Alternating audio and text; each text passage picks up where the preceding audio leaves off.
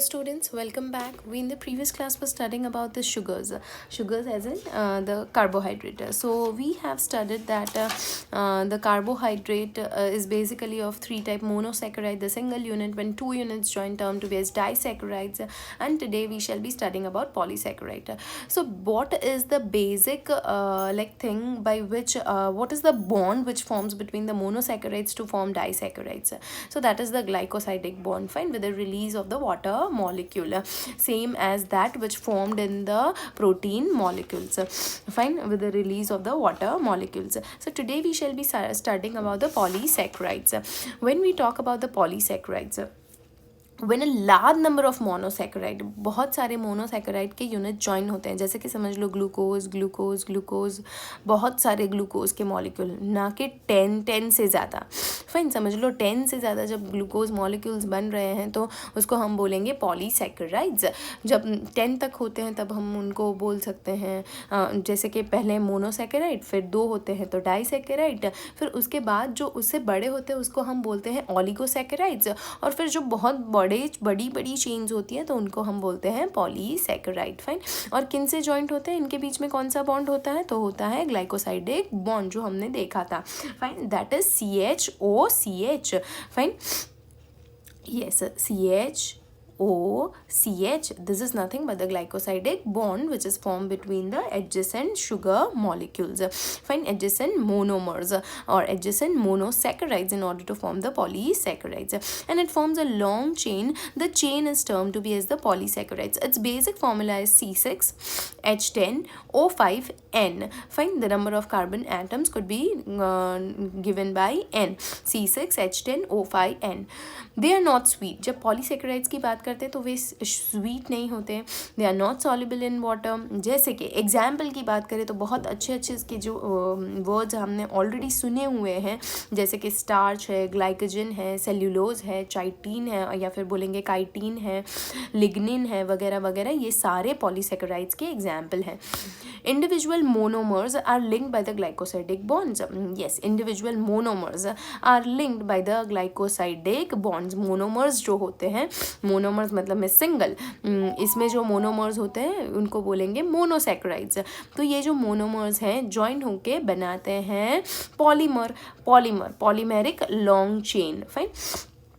यह amino acid नहीं है, क्या है, ग्लूकोज है, फाइन. एग्जाम्पल मैंने दे रखा है. Individual monomers are linked by glycosidic bond. They are form by dehydration. जैसे कि ये जो ग्लाइकोसाइडिक बॉन्ड होता है, एक वाटर के मॉलिक्यूल रिलीज होने पे इसका बॉन्ड बनता है.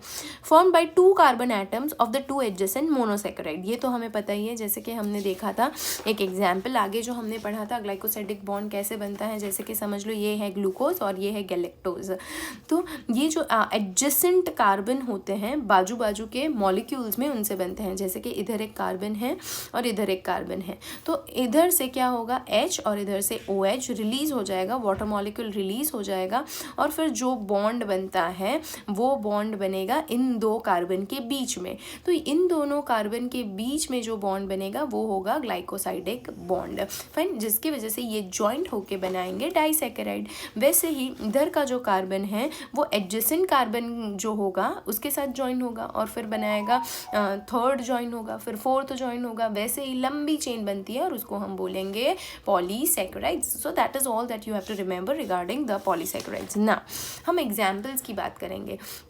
तो एग्जाम्पल की जब हम बात करते हैं तो उसमें जैसे कि देख लो स्टार्च है, तो starch which is made up of unbranched. जो स्टार्च होता है वो हमें पता है स्टार्च क्या है. तो स्टार्च एक फूड रिजर्व मटेरियल होता है, किसके अंदर, प्लांट्स के अंदर. प्लांट के अंदर जो फूड स्टोर होता है वो किस फॉर्म में होता है, स्टार्च के फॉर्म में होता है.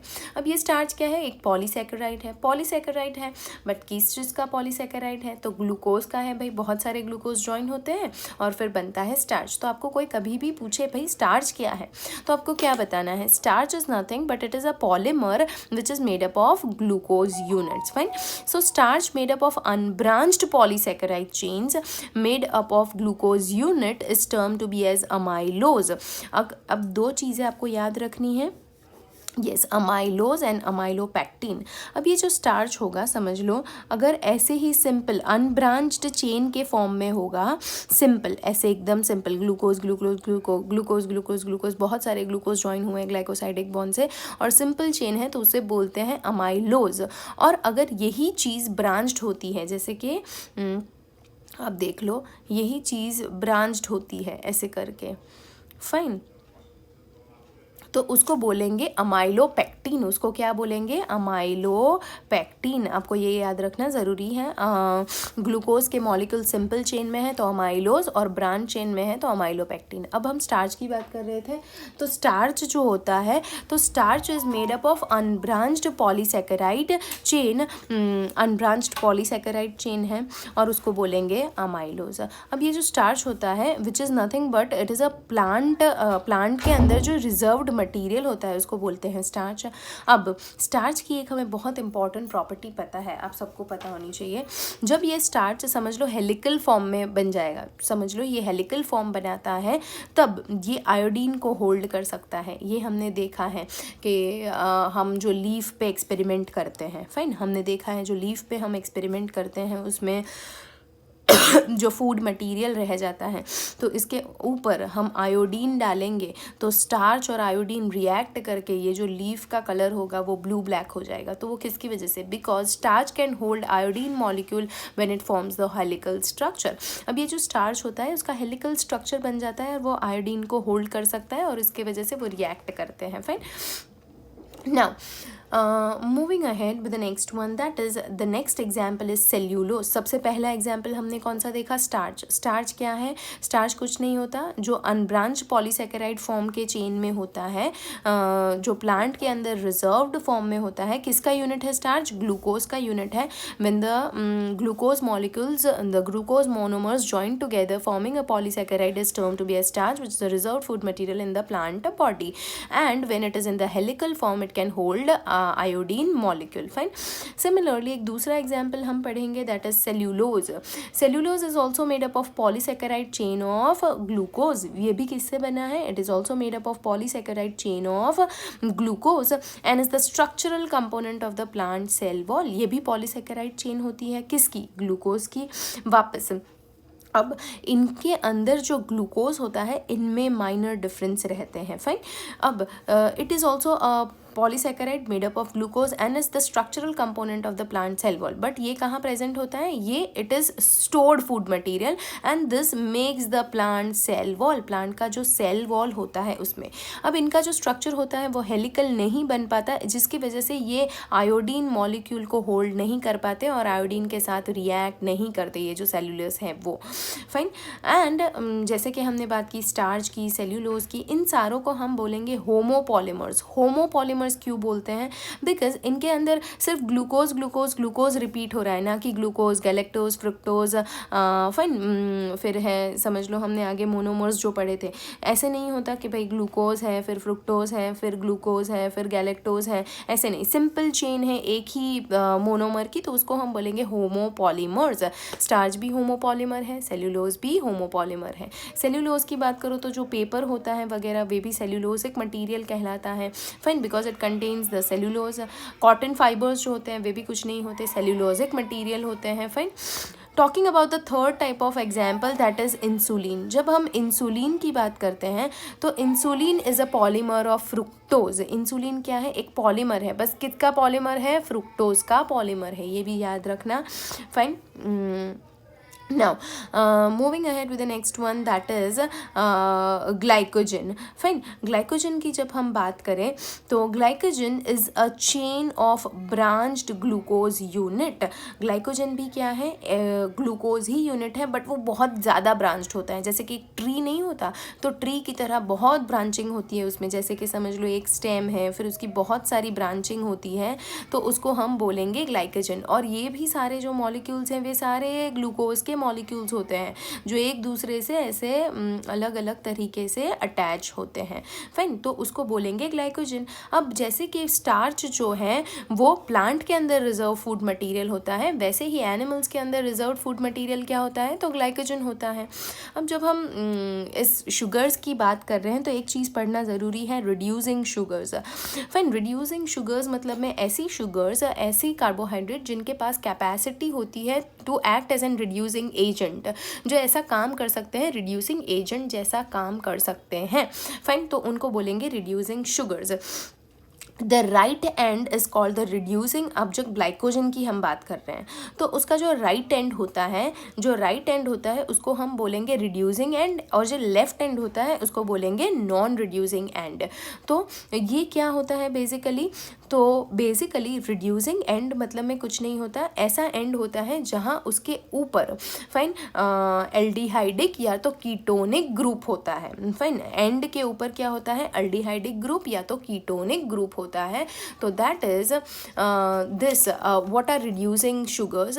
सो basically which can act as an reducing agent as it has free aldehydic और द फ्री कीटोनिक ग्रुप, ऐसे एंड को बोलेंगे रिड्यूसिंग एंड। यहाँ पे फ्री एल्डिहाइडिक ग्रुप होगा या तो फ्री कीटोनिक ग्रुप होता है, जिनकी वजह से वे रिड्यूसिंग एजेंट की तरह काम कर सकते हैं, और इनकी वजह से ग्लाइकोजन जो है उनका जो राइट हैंड होता है वो रिड्यूसिंग एंड होता है, और जो लेफ्ट एंड होता है वो नॉन रिड्यूसिंग एंड होता है, fine. Now next, moving ahead with one more example, then that is complex polysaccharides। complex polysaccharides की जब हम बात करते हैं तो complex polysaccharides भी नेचर में प्रेजेंट होते हैं, बहुत ज़्यादा कॉम्प्लिकेटेड होते हैं, मतलब उनका स्ट्रक्चर कॉम्प्लिकेटेड होता है, और ये जो कॉम्प्लेक्स पॉलीसेकेराइड होते हैं वो मेजॉरिटी टाइम वे भी होमोपॉलीमर्स होते हैं, फाइन। नाउ अब कॉम्प्लेक्स पॉलीसेकेराइड बेसिकली होता क्या है, जिनके साथ शुगर के साथ समझ लो अमीनो ग्रुप प्रेजेंट है, तो फॉर एग्जांपल शुगर के साथ अमीनो ग्रुप प्रेजेंट होने वाला का एग्जांपल समझ लो ग्लूकोज एमाइन है, फिर ग्लूकोज का चेन है उसके साथ अमीनो ग्रुप ज्वाइन हो रहे हैं तो ग्लूकोज एमाइन समझ लो। वैसे ही केमिकली मॉडिफाइड शुगर्स होते हैं जिनके अंदर शुगर्स की चेन होती है बट उसके साथ कुछ केमिकल मॉडिफिकेशंस होते हैं, जैसे कि एसिटाइल ग्रुप प्रेजेंट है, फाइन, साथ ही साथ अमीनो ग्रुप प्रेजेंट है तो एन एसिटाइल गैलेक्टोज अमाइन समझ लो, तो which is a chemically modified sugar का एग्जाम्पल है। तो कॉम्प्लेक्स पॉलीसेकेराइड कैसे होता है, शुगर की चेन होती है साथ में समझ लो अमीनो ग्रुप है, example glucose amine. Chemically modified होते हैं, कुछ केमिकल मॉडिफिकेशंस होते हैं जैसे कि उनके साथ कुछ केमिकल रिएक्शंस हो चुकी हैं, तो that is an acetyl galactose amine, amino group है गैलेक्टोज के साथ, साथ ही साथ उनका एसिटाइलेशन हो चुका है तो N acetyl galactose amine, fine. वैसे ही इसके जो एग्जाम्पल हैं कॉम्प्लेक्स पॉलीसेकेराइड के, जैसे कि exoskeleton of the arthropods, fine, जो आर्थ्रोपॉड्स होते हैं हमने देखे उसका जो हार्ड स्केलेटन होता है आउटर बहुत हार्ड होता है, तो cell wall in the fungi, the cell wall in the fungi is made up of chitin, वैसे ही exoskeletons of arthropod is made up of chitin, that is what, वो जो काइटीन होता है वो बेसिकली क्या होता है, एन एसिटाइल गैलेक्टोज अमाइन नहीं ग्लूकोज अमाइन, क्या होता है N acetyl glucose amine, do not get confused, N acetyl glucose amine होता है chitin which is nothing but the exoskeleton of the arthropods and the cell wall in the fungi. So basically we have studied some 5 examples related to the polysaccharides which are important, fine, और हमने देखा glycosidic bond कैसे बनता है, और हमने पढ़ा about the polysaccharide, we did studied about the monosaccharides and the disaccharides in order to get cleared with the polysaccharides, fine, and that is all that we have related to the carbohydrates. So basically आपको जो structures याद रखने हैं जो मैंने last class में बोला था, तो दैट इज शुगर, जो कार्बोहाइड्रेट्स होते हैं इनको हम शुगर्स भी बोलते हैं, तो कार्बोहाइड्रेट जो होती हैं अगर वो हेक्सोज है, ये दोनों क्या है मोनोसेकेराइड है, फाइन। अब ये यस ये कौन सी शुगर है, हेक्सोज है, 1 2 3 4 5 एंड 6 कार्बन। इसकी बात करें तो ये कौन सा शुगर है, तो पेंटोज शुगर है, 1 2 3 4 एंड 5 कार्बन, फाइन। तो ये चीज़ आपको याद रखनी है, और ग्लूकोज और राइबोज ये हमने ऑलरेडी पढ़ लिया है, इसका स्ट्रक्चर भी हमने पढ़ लिया है, तो this is very important for you to remember. We have already studied about amino acids and proteins, we have already studied about sugars and carbohydrate. Now in the coming class we shall be studying about the nucleic acids, fine, the nucleic acid and its components. So this is all for today. Thank you.